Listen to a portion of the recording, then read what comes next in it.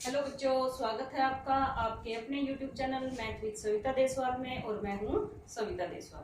बेटे, इस वीडियो में करेंगे हम कक्षा 8 प्रश्नावली 3.3 के क्वेश्चन 3 से लेके 8 तक, क्योंकि क्वेश्चन नंबर 1 और 2 जो है वो हम इससे पहले वाली वीडियो में कर चुके हैं। तो अब देखते हैं क्वेश्चन नंबर 3। उसमें क्या कहता है, क्या एक चतुर्भुज ABCD समानांतर चतुर्भुज हो सकता है यदि क्या क्या हो उसमें कंडीशन। देखो बेटे, ये हमारा एक कोई समानांतर चतुर्भुज है ABCD, ABCD। तो इसमें क्या कहता है फर्स्ट पार्ट में कि यदि कोण D जमा B 180 डिग्री हो, यानी कोण D और कोण B इन दोनों कोणों का योग कितना हो, 180 डिग्री हो, तो क्या ये समानांतर चतुर्भुज हो सकता है? इन दोनों का जोड़ 180 डिग्री हो सकता है? बिल्कुल हो सकता है बेटे।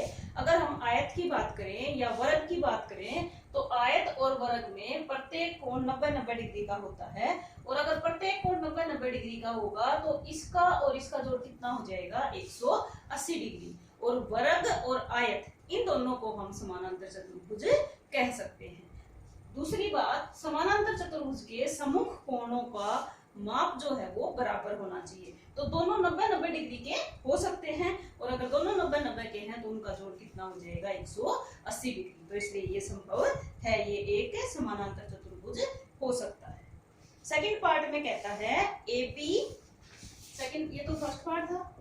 अब कि अगर कोण B जमा कोण D का जोड़ 180 डिग्री हो तो ये हो सकता है, यस पॉसिबल है।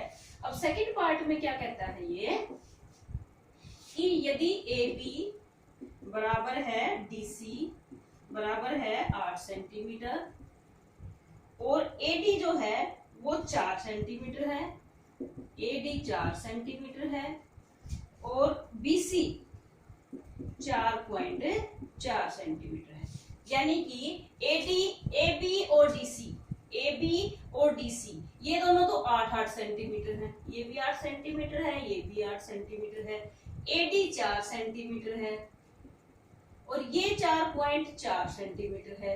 तो क्या ये संभव है? किसी भी समानांतर चतुर्भुज की सम्मुख भुजाओं की लंबाई हमेशा बराबर होती है। तो जो AD है वो 4 दे रखी है, BC है वो 4.4 दे रखी है, तो क्या ये बराबर है? क्योंकि ये दोनों आपस में बराबर नहीं है, इसलिए ये संभव नहीं है। जो सेकंड पार्ट है वो हमारा संभव नहीं है, तो आंसर क्या आ जाएगा, नो, यानी नहीं, ये नहीं हो सकता। थर्ड पार्ट में क्या कहता है, थर्ड में कहता है ये कोण A 70 डिग्री है और कोण C 65 डिग्री है।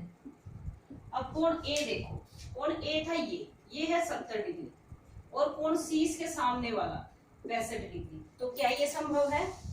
किसी भी समानांतर चतुर्भुज में सम्मुख कोणों का जो माप होता है वो हमेशा बराबर होता है। तो कोण A अगर 70 का है तो कोण C का माप भी 70 डिग्री ही होना चाहिए था, या कोण C 65 डिग्री का है तो कोण A का माप भी 65 डिग्री ही होगा, तभी ये समानांतर चतुर्भुज हो सकता है। तो इसलिए थर्ड पार्ट भी क्या लिख देंगे हमें, नो, यानी ये भी संभव नहीं। तो ये था थर्ड क्वेश्चन। अब देखते हैं question number 4।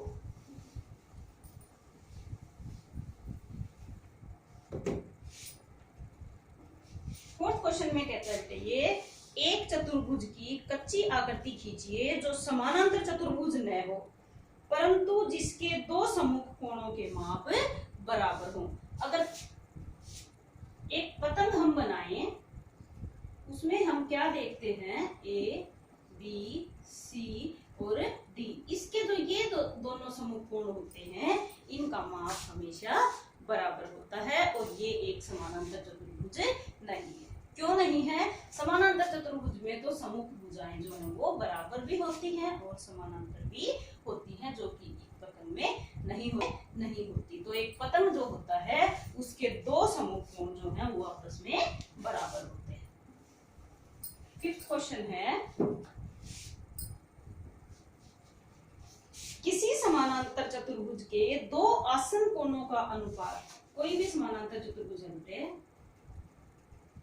A B C और डी, तो आसन कोण कौन से होते हैं जिनमें एक किरण कॉमन हो, एक भुजा जिनमें कॉमन हो। जैसे कोण ए जो है वो बी का भी आसन है और डी का भी आसन है, बी कोण जो है वो ए का और सी का आसन है, सी कोण बी और डी का आसन है, और जो डी कोण है वो सी और ए दोनों का आसन कोण है। तो ये कहता है कि इसके दो आसन कोणों का अनुपात 3:2 है। हम मान लेते हैं अगर कोण डी जो है, कोण ए 3x है तो कोण डी जो है वो 2x हो जाएगा।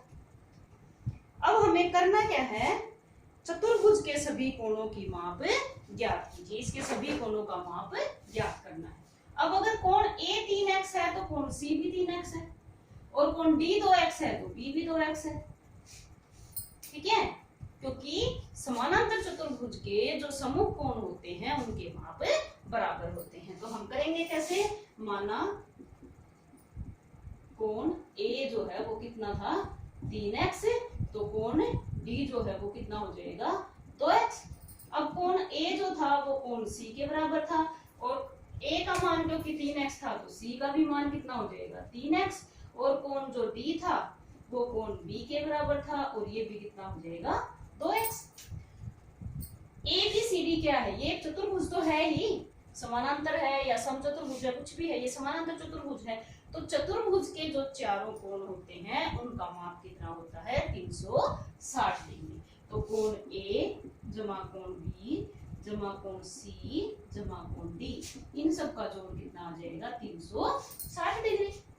अब कोण ए का माप कितना था 3x, बी का कितना था 2x, सी का फिर 3x, डी का फिर 2x, इन सब का जोड़ कितना था 360 डिग्री।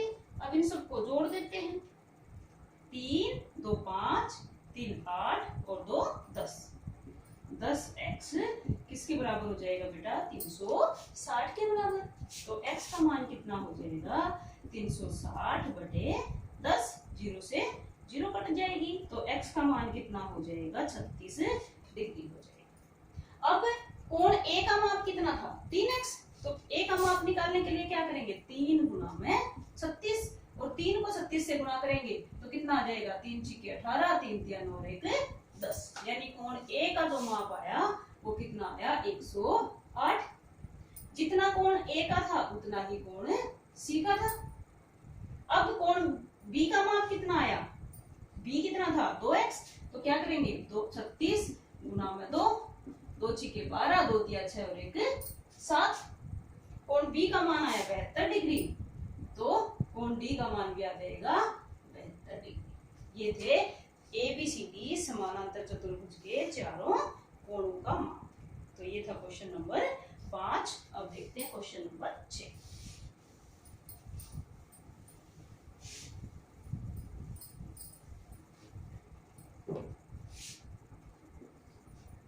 क्वेश्चन नंबर 6 में क्या कहता है, किसी समानांतर चतुर्भुज के दो आसन कोणों के माप बराबर हैं, समानांतर चतुर्भुज के सभी कोणों के माप ज्ञात कीजिए। तो इसमें देखिए बेटे, ये समानांतर चतुर्भुज है ए बी सी और डी। फिर वही इन्होंने कहा आसन कोणों के माप बराबर हैं, तो हम कोण ए को जो है वो x मान लेते हैं, इसका आसन कोण डी है तो ये भी x हो जाएगा। अब हमें पता है जितने डिग्री का कोण ए है उसके सामने वाला भी उतने ही डिग्री का होगा, जितने डिग्री का डी है उसके सामने वाला भी उतने ही डिग्री का होगा। तो मान लेते हैं, माना कोण ए का माप कितना माना था x, कोण डी का माप भी कितना था x, तो कोण ए जितना है उतना ही कोण सी है उसका मान भी x हो जाएगा, कोण बी जितना है उतना ही कोण डी है और उसका माप भी x हो जाएगा। अब जो कोणों के योग का गुण है, कोण योग गुण कह सकते हैं हम, उससे क्या है कि किसी भी चतुर्भुज के चारों कोणों का योग 360 डिग्री होता है। तो कोण ए जमा कोण बी जमा कोण सी जमा कोण डी किसके बराबर हो जाएगा 360 डिग्री के। ए का मान भी x था, बी का भी x था, सी का भी x था और डी का भी x था। तो चारों को जोड़ेंगे किसके बराबर रख देंगे 360 के बराबर। 4 बार x को जोड़ेंगे तो 4x बराबर 360 और x बराबर 360 बटे 4, 4 निमा 36 और 0 यूं का यूं। तो x का मान कितना आ गया 90 डिग्री। तो सारे क्योंकि x के थे तो कोण ए भी 90 का, बी भी 90 का, सी भी 90 का और डी भी 90 डिग्री का आ जाएगा। तो हम लिख सकते हैं कोण ए बराबर है कोण बी बराबर है कोण सी बराबर है कोण डी और सारे किसके बराबर हैं 90 डिग्री के बराबर। ठीक है बेटे, ये था क्वेश्चन नंबर 6।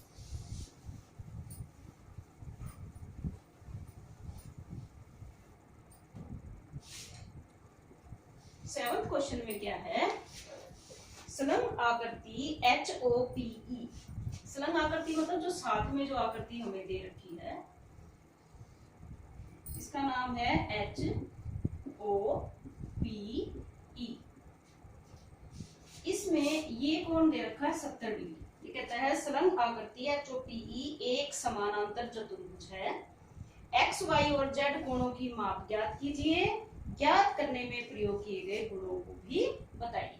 तो ये 70 डिग्री दे रखा है, ये इसका एक विकर्ण दे रखा है, ये y दे रखा है, ये x दे रखा है और ये 40 डिग्री दे रखा है।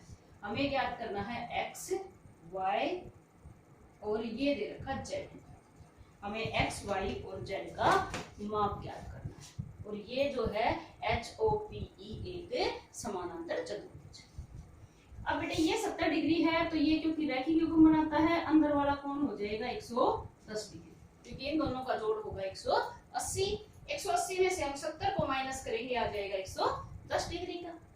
अब HOPE एक समानांतर चतुर्भुज है तो O के सामने वाला कोण E है और इसके सामने वाला जो कोण होगा वो इसके बराबर होगा। ये 110 का है तो x का मान भी आ गया 110 डिग्री। अब 40 और y दोनों एकांतर कोण हैं तो इसलिए y का मान आ गया 40। क्यों? क्योंकि ये एकांतर कोण लिखने पड़ेंगे हमें। y का मान 40 क्यों आया? क्योंकि एकांतर कोण है और एकांतर कोण बराबर होते हैं। तो ये y का मान 40 आ गया, x का मान 110 क्यों आया? क्योंकि O के समूह कोण होने के कारण। इसका मान 110 क्यों आया? रैखिक युग्म होने के कारण। अब z का मान कैसे निकालेंगे?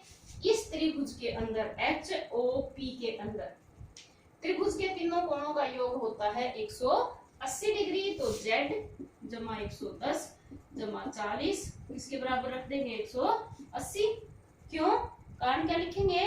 त्रिभुज के तीनों कोणों का योग 180 डिग्री होता है। तो z जमा में 150 बराबर 180 और z बराबर है 180 में से 150 को माइनस कर देंगे और z का मान आ जाएगा 30 डिग्री।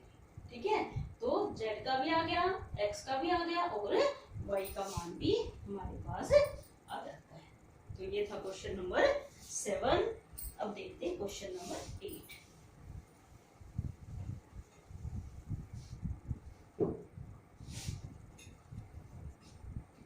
क्वेश्चन नंबर 8 में क्या कहता है बेटे? ये फर्स्ट पार्ट में ये कहता है निम्न आकृतियां GUNS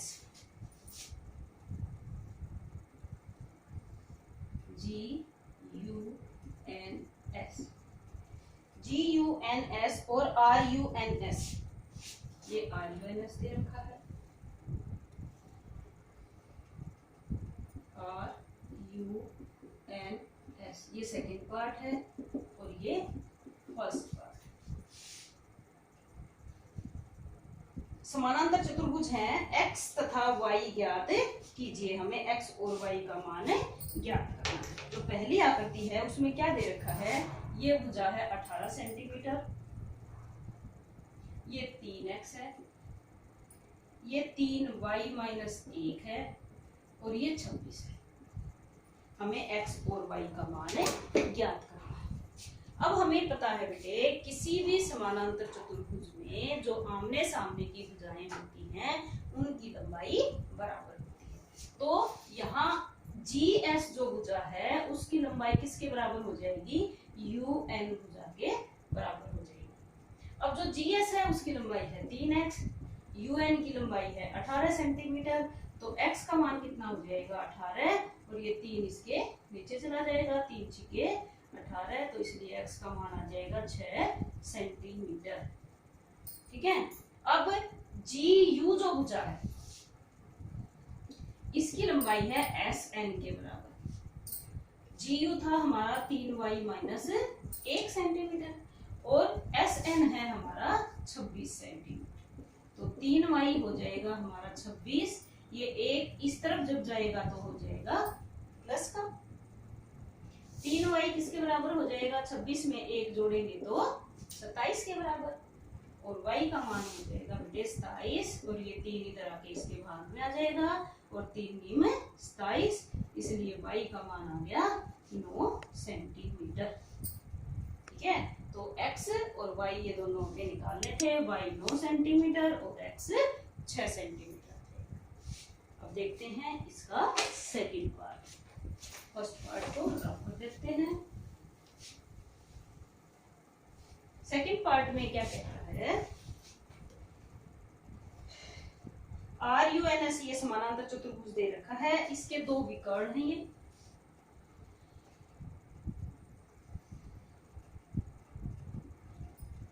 ये यहां तक 16 है, ये x प्लस वाई है, ये y प्लस 7 है, और ये 20 है।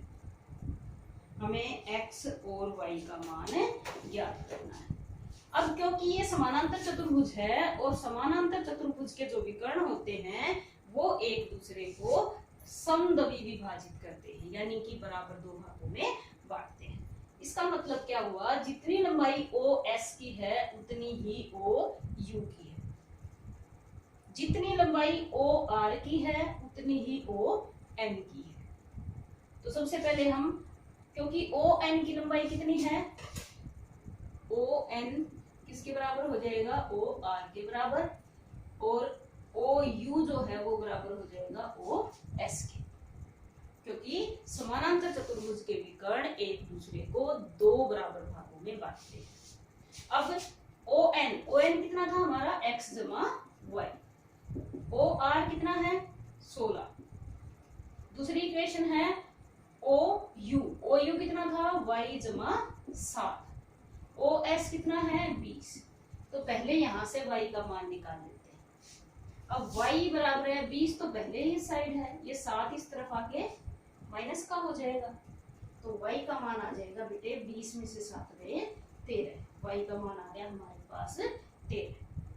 अब इसी का मान, इसका नाम समीकरण 1 रख लेते हैं हम, इसका नाम समीकरण 2, इसका मान समीकरण 1 में रख लेते हैं। इसका y बराबर है 13 का, y बराबर है 13 का मान समीकरण 1 में रख लेते हैं। समीकरण 1 में रखने पर क्या आ जाएगा, x जमा y बराबर है 16 था, तो x y की जगह 13 बराबर है 16, x बराबर 16, ये 13 उस तरफ जाके माइनस का हो जाएगा, और x का मान कितना आ जाएगा, 16 में से 13 गए तो 3 आ जाएगा, तो x का मान 3 और y का मान 13 आ जाएगा, जो कि इसके विकर्ण थे।